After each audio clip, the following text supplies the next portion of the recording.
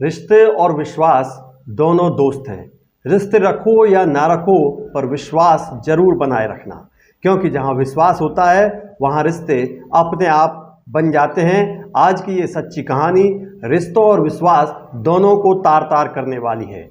इस कहानी के पात्रों ने एक और जहां मामा फूफी के बहन भाइयों के रिश्ते को बदनाम किया है, वहीं पति पत्नी के पवित्र रिश्ते को भी कलंकित किया है।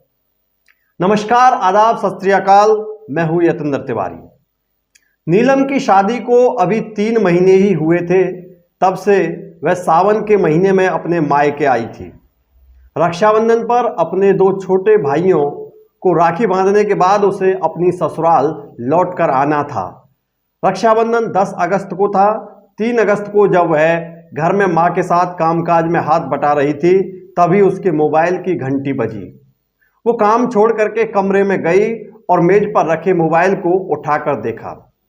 फोन उसके पति बाबूराम का था। उसने तुरंत कॉल रिसीव की। उसके हेलो कहते ही बाबूराम की आवाज सुनाई दी। नीलम, तुम दातागंज आ जाओ, मैं तुम्हें गोपाल सिद्ध का मेला दिखा करके लाऊंगा। नीलम ने बहाना बनाकर उसे टालना चाहा तो बाबूराम बोला, देखो नीलम, ऐसा मौका बार बार नहीं आएगा, इसलिए आ जाओ, मैं तुम्हारा इंतजार कर रहा हूं। बाबूराम ने अधिकार भरे शब्दों में अपनी बात कह करके वो जगह बता दी जहां पर उसे आना था और फोन काट दिया। नीलम को बाबूराम पर बिल्कुल भरोसा नहीं था। 3 महीने में वह उसे जितना जान पाई थी, उससे उसे लगता था कि बाबूराम उसे पसंद नहीं करता, लेकिन वह उसका पति था और जिद कर रहा था, इसलिए जाना उसकी मजबूरी भी बन गई थी। उसने अपनी मां को बताया और फिर अपनी छोटी बहन संगीता को साइकिल पर बैठाकर दातागंज चली गई। जब देर शाम होने पर भी नीलम संगीता के साथ वापस नहीं लौटी तो उसकी मां को चिंता हुई। मां ने ये बात अपने पति हरभजन को बताई तो उन्होंने नीलम और संगीता की खोजबीन शुरू कर दी। नीलम की ससुराल में फोन करके पता किया तो वे दोनों वहां भी नहीं गई थीं। बाबूराम भी घर पर नहीं था। हरभजन का परिवार बदायूं जिले के थाना दातागंज क्षेत्र के गांव केशवपुर में रहता था। उसकी 2 बेटियां थीं और 2 बेटे। जब 2 दिनों तक खोजबीन करने के बाद भी बेटियों का कोई सुराग नहीं मिला तो उसने दातागंज के जो थाना है उसमें बाबूराम के विरुद्ध भारतीय दंड संहिता की धारा 364 के तहत अपहरण का मुकदमा दर्ज करा दिया। बाबूराम के खिलाफ रिपोर्ट इसलिए लिखाई क्योंकि उसी ने फोन करके नीलम को दातागंज बुलाया था। दातागंज के थाना प्रभारी विपिन कुमार ने बाबूराम के बरेली थाना कैंट क्षेत्र के गांव भहुआपुर स्थित घर पर दबिश दी तो वह घर पर नहीं मिला। इस पर विपिन कुमार ने बाबूराम के मोबाइल नंबर को सर्विलांस पर लगा दिया। 9 अगस्त को विपिन कुमार को बाबूराम के धौलाघाट पुल पर होने की सूचना मिली तो वह पुलिस टीम के साथ वहां जा पहुंचे। बाबूराम वहां मिल गया। पुलिस ने उसको गिरफ्तार भी कर लिया और थाने ले आई।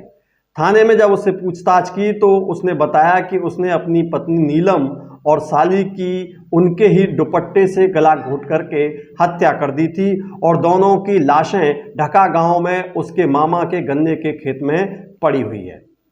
ढका गांव दातागंज से 40 किलोमीटर की दूरी पर था और जिला बरेली के थाना विशारदगंज क्षेत्र में आता था। थाना प्रभारी विपिन कुमार अपनी टीम के साथ उसे लेकर के विशारदगंज गए।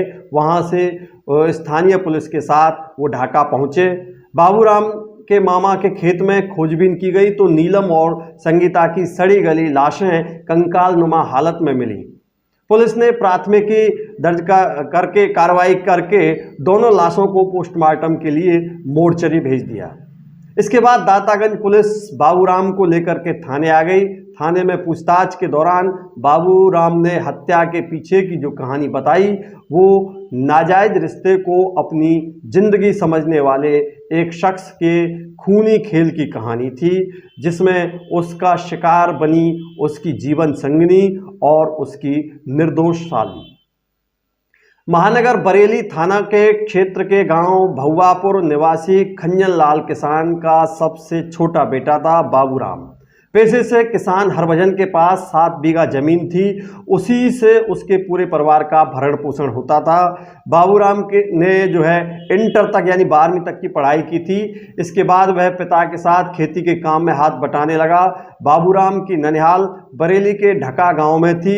उसके मामा की 3 बेटियां थीं, जिनमें गीता, जिसका नाम हमने बदल दिया है, सबसे बड़ी थी। 18 साल की गीता का यौवन खूब दमकता था, वह थी भी खूबसूरत। बाबूराम अक्सर अपने मामा के घर आता रहता था। गीता से उसकी खूब पटती थी। दोनों के बीच भाई बहन का रिश्ता था। बचपन से एक दूसरे के साथ खेले थे, इसलिए एक दूसरे से काफ़ी घुले मिले हुए थे। जब दोनों जवान हुए तो बाबूराम को गीता की खूबसूरती कुछ अलग ही नज़रिए से अच्छी लगने लगी। रिश्ते की याद आती तो वह गीता पर नज़रें हटाने की कोशिश करता था, लेकिन उसका दिल उसे ऐसा करने की इजाज़त नहीं देता था। बाबूराम ने बहुत कोशिश की कि वह रिश्ते की मर्यादा को बनाए रखे, लेकिन दिल के मामले में उसका वश नहीं चला। वह कोशिश करके हार गया। बाबूराम ने महसूस किया कि गीता को चाहने लगा है। उसके दीदार से उसके दिल को सुकून मिलता है और आंखों को ठंडक मिलती है। गीता जब उसके साथ नहीं होती तो उसे कुछ भी अच्छा नहीं लगता। उसके बिना जीने की कल्पना करना भी बेईमानी थी। लेकिन गीता का साथ पाने की उसकी जो इच्छा थी तभी पूरी हो सकती थी जब वह भी प्यार का जवाब प्यार से देती। काफ़ी सोच विचार के बाद बाबूराम ने फैसला किया कि वह गीता से अपने दिल की बात जरूर कहेगा। गीता की वजह से बाबूराम अधिकतर अपनी ननिहाल में ही पड़ा रहता था। बराबर उसके संपर्क में रहने के कारण गीता भी उसके आकर्षण में बंध सी गई थी।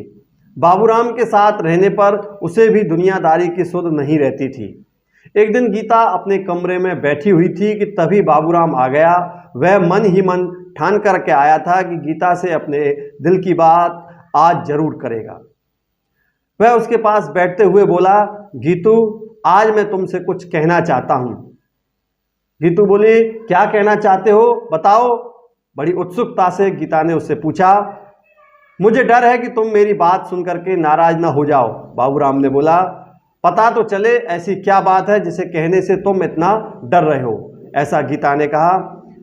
बाबूराम ने कहा, गीतू, मैं तुमसे प्यार करने लगा हूं, क्या तुम मेरे प्यार को स्वीकार करोगी? बाबूराम ने गीता का हाथ अपने हाथ में लेकर के एक ही झटके में ये सारी बात बोल दी। क्या? सुनकर के गीता एकदम से चौंक पड़ी। उसे एकाएक अपने कानों पर भरोसा नहीं हो रहा था। तो फिर बाबूराम बोला, हाँ गीतू, मैं तुमसे प्यार करने लगा हूं और तुमसे शादी करना चाहता हूं। गीतू बोली, ये कैसी बातें कर रहे हो? तुम अच्छी तरह जानते हो हमारे बीच भाई बहन का रिश्ता है। बाबूराम ने कहा, गीतू, मैं भी कभी तुम्हें बहन की नज़र से ही देखता था। मुझे अपने प्यार की भीख दे दो, मैं तुम्हारे लिए पूरी दुनिया से लड़ जाऊंगा। हम समाज की नज़र में भाई बहन हैं। जब लोगों को पता चलेगा तो वे कभी हमें एक नहीं होने देंगे। तुम किस किस से लड़ोगे? ऐसा उससे गीता ने जवाब दिया। बाबूराम बोला, मुझे किसी की फिक्र नहीं है, बस तुम एक बार हाँ कह दो। ठीक है, तुम इतना कह रहे हो तो मैं इस बारे में सोचने के बाद जवाब दूंगी। गीता ने उसे टालने के लिए ऐसा कह दिया। ठीक है, कल सुबह मुझे बरेली जाना है, शाम तक लौट आऊँगा, तब तक तुम सोच लेना और मुझे अपना जवाब बता देना। कोशिश करना तुम्हारा जवाब हाँ में हो। और ऐसा कहकर के बाबूराम कमरे से बाहर चला गया। रात को खाना खाने के बाद गीता जब सोने के लिए बिस्तर पर लेटी तो नींद उसकी आंखों से कोसों दूर थी। उसके कानों में बाबूराम के शब्द गूंज रहे थे। उसने अपने दिल में झांकने की कोशिश की तो उसे लगा कि वह भी जाने अनजाने में बाबूराम से प्यार करती है, लेकिन भाई बहन के रिश्ते के भय से अपने प्यार का इजहार नहीं कर पा रही है। अब जब बाबूराम प्यार की बात कर रहा था तो उसे पीछे नहीं हटना चाहिए। जिंदगी में सच्चा प्यार हर किसी को नहीं मिलता। ऐसे में वह बाबूराम के प्यार को क्यों ठुकराए? काफ़ी सोच विचार करके उसने फैसला कर लिया कि उसे क्या करना है। अगले दिन की सुबह गीता के लिए कुछ अलग ही थी। बाबूराम के प्यार में डूबी हुई थी। वह खोई खोई सी थी, लेकिन किसी को भनक तक नहीं लगी कि उसके दिमाग में क्या चल रहा है। उधर उस दिन गीता को बेसब्री से बाबूराम के लौटने का इंतजार रहा। बाबूराम रात को लगभग 9 बजे घर लौटा और घर के लोगों से मिलकर गीता के कमरे में आ गया। उसने आते ही गीता से पूछा, गीतू जल्दी बताओ तुमने क्या फैसला लिया? बाबू, मैंने रात भर काफ़ी सोचा और फैसला लिया कि बस इतना बोला ही था कि गीता अपनी बात बीच में ही रोक दी थी। गीता ने ये देख करके बाबूराम के दिल की धड़कनें और तेज हो गईं। वह उत्सुकतावश गीता का हाथ पकड़ करके बोला, बोलो गीतू, मेरी जिंदगी तुम्हारे फैसले पर ही टिकी है। तुम्हारे इस तरह चुप हो जाने से मेरा दिल बैठा जा रहा है। बाबूराम की हालत देखकर गीता एकाएक खिलखिला करके हंस पड़ी। उसे इस तरह हंसते देख करके बाबूराम ने उसकी ओर सवालिया निगाहों से देखा तो वह बोली कि मेरा फैसला तुम्हारे हक में है। ये सुनकर बाबूराम खुशी से झूम उठा और उसने गीता को बाहों में भर लिया। गीता खुद को उससे छुड़ाते हुए बोली, अपने ऊपर काबू रखो, अगर किसी ने हमें इस तरह देख लिया तो कयामत आ जाएगी। हमारा प्यार शुरू होने से पहले ही खत्म हो जाएगा। क्या करूं गीतू, तुम्हारा फैसला सुनकर मैं पागल सा हो गया था। ये बाबूराम ने कहा, ठीक है, लेकिन लोगों की नज़र में हम अभी भाई बहन हैं, इसलिए वे हमसे शादी नहीं होने देंगे और हमारी शादी नहीं होने देंगे। हमारी शादी जरूर होगी, कोई भी हमें रोक नहीं पाएगा, लेकिन यह तो बाद की बात है। वैसे हमारे बीच जो भाई बहन का रिश्ता है यह एक तरह से अच्छा ही है। हम इससे कोई जल्दी इससे हम पर शक भी नहीं करेगा। गीता भी बाबूराम की बात से सहमत हो गई और उस दिन से दोनों का प्यार परवान चढ़ने लगा। दोनों एक साथ घूमते और फिल्में देखने जाने लगे। बाबूराम और गीता मामा फूफी के बेटा बेटी होने की वजह से भाई बहन लगते थे। ऐसे में दोनों के बीच जो कुछ भी चल रहा था उसे प्यार नहीं कहा जा सकता था। दोनों बालिग थे, इसलिए इसे नासमझी भी नहीं कहा जा सकता था। बहरहाल उनके बीच पक रही खिचड़ी की खुशबू बाहर तक पहुंची तो लोग तरह तरह की बातें करने लगे। धीरे धीरे ये खबर दोनों के घर वालों तक पहुंच गई। सच्चाई का पता लगते ही दोनों घरों में कोहराम मच गया। परिवार के लोगों ने एक साथ बैठकर दोनों को समझाया, रिश्ते की दुहाई दी, लेकिन उन दोनों पर कोई असर नहीं हुआ। हालांकि घर वालों के सामने दोनों ने उनकी हाँ में हाँ मिलाई और एक दूसरे से न मिलने का वायदा भी किया। उस वादे को दोनों ने कुछ दिनों के लिए निभाया भी, लेकिन कुछ दिनों बाद वे दोनों फिर मिलने लगे। ऐसे में बाबूराम के पिता ने उसकी शादी करा देने का निर्णय लिया। शादी भी ऐसी कि चट मंगनी पट ब्याह। भहुआपुर गांव के ही एक परिचित ने उन्हें बदायूं जिले के गांव केशवपुर निवासी हरभजन की बेटी नीलम के बारे में बताया। यह बताने वाला परिचित हरभजन का एक रिश्तेदार था। नीलम को घर में पूनम के नाम से पुकारते थे। वह दाता इंटर कॉलेज में इंटर की छात्रा थी। नीलम बहुत ही सरल और शांत स्वभाव की युवती थी। वह बालिग हो चुकी थी, इसलिए उसके पिता को उसके विवाह की चिंता सताने लगी थी। जब नीलम के लिए बाबूराम का रिश्ता आया तो वह मना नहीं कर सका। उसके बाद सब कुछ इतना जल्दी तय हुआ कि उसे इतना वक्त नहीं मिला कि बाबूराम और उसके परिजनों के बारे में कुछ पता लग सके।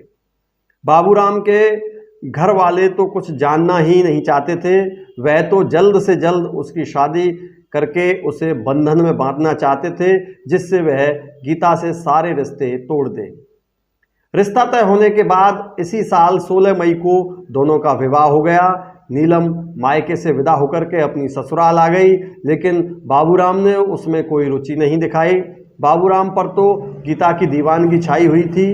वह किसी हाल में उससे अलग होना नहीं चाहता था। वह अपनी शादी होने से तो नहीं रोक पाया, लेकिन शादी के बावजूद वह नीलम को अपनी जिंदगी की जीनत नहीं बनाना चाहता था।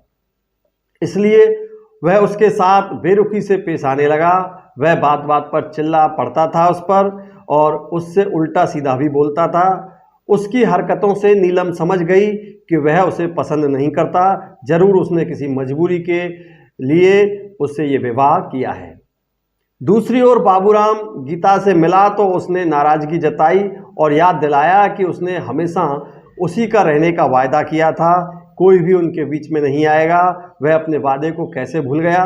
इस पर बाबूराम ने उससे कहा कि वह अपने वादे को नहीं भूला है उसके अलावा वह किसी और को अपनी जिंदगी नहीं बना सकता। लेकिन जब गीता ने नीलम को अपने रास्ते का रोड़ा बताया तो बाबूराम ने उससे कहा कि वह इस रोड़े को हमेशा के लिए अपने रास्ते से हटा देगा।